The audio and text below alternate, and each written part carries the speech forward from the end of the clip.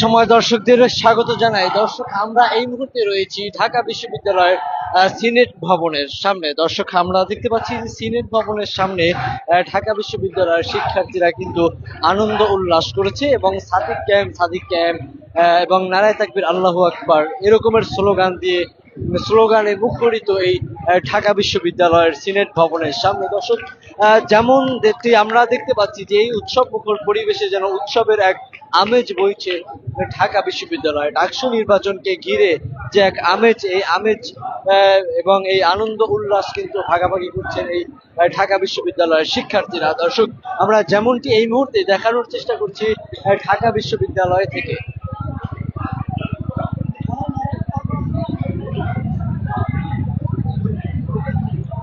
দর্শক, স্লোগানে মুখরিত এই ঢাকা বিশ্ববিদ্যালয়ের সিনেট ভবনের সামনে। দর্শক, জানিয়ে রাখি যে ডাকসু নির্বাচনকে ঘিরে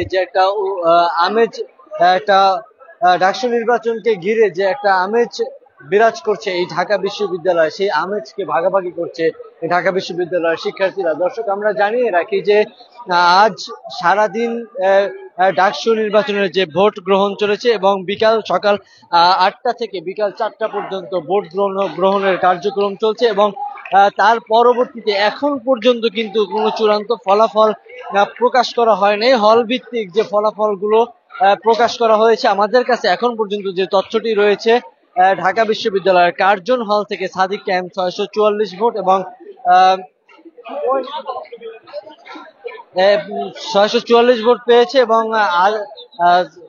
আবিদ এখন পর্যন্ত ওই কার্জন হল থেকে পেয়েছে 104 ভোট। এবং আমরা যেমনটি এই মুহূর্তে দেখতে পাচ্ছি যে ঢাকা বিশ্ববিদ্যালয়ের যে সিনেট ভবন রয়েছে, এই সিনেট ভবন থেকে কিন্তু কিছুক্ষণ পরেই চূড়ান্ত ফলাফল প্রকাশ করা হবে। কে হবে ভিপি, জিএস, এজিএস, এইটার চূড়ান্ত ফলাফল প্রকাশ করা হবে এই সিনেট ভবন থেকে ঢাকা বিশ্ববিদ্যালয়ের। দর্শক, এবং এই আনন্দ উল্লাস এবং একটা উৎসব মুখর পরিবেশ কিন্তু বিরাজ করছে এই ঢাকা বিশ্ববিদ্যালয়। দর্শক, আমরা যেমনটি এই মুহূর্তে দেখানোর চেষ্টা করছি এবং আমরা এই জায়গাটিতে অর্থাৎ ঢাকা বিশ্ববিদ্যালয়ের সিনেট ভবনের সামনে যে এই মুহূর্তের যে পরিস্থিতি যদি দেখানোর চেষ্টা করি, এই জায়গাতে কিন্তু সাদিক ক্যাম্প একটা স্লোগান আমরা দেখতে পাচ্ছি এবং নারায়ে তাকবীর আল্লাহু আকবার ধ্বনি আমরা দেখতে পাচ্ছি এবং এখানে কিন্তু শিক্ষার্থীদের একটা ঢল আমরা দেখতে পাচ্ছি এবং খুবই উৎসব মুখর একটা পরিবেশ এই জায়গাটিতে রয়েছে। যেমনটি আমরা দেখানোর চেষ্টা করছি, পুরা ক্যাম্পাস জুড়ে অর্থাৎ ঢাকা বিশ্ববিদ্যালয় ক্যাম্পাস জুড়ে যেন এক ঈদ বইছে এবং আনন্দ উল্লাস এবং ঢাকা বিশ্ববিদ্যালয় ঘিরে যেন এক আমেজ বইছে এই ডাকসু নির্বাচনকে ঘিরে আমরা যেমনটি দেখতে পাচ্ছি। দর্শক,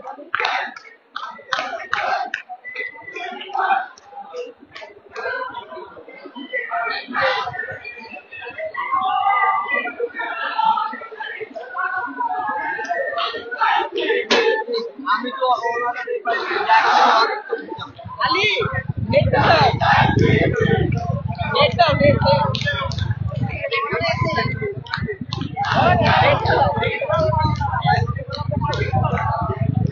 দর্শক, জানিয়ে রাখি যে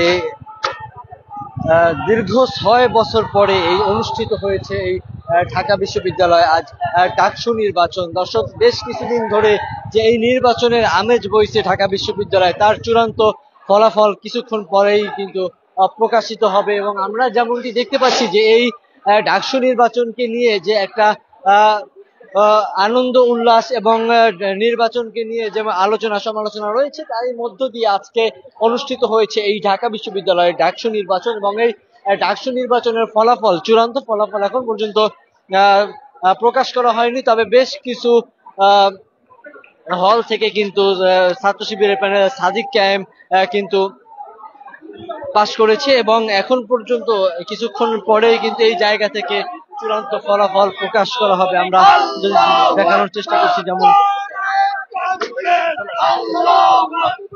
তোমার নেতা আমার নেতা,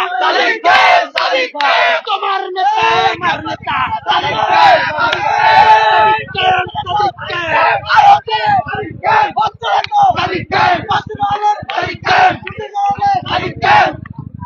ভাই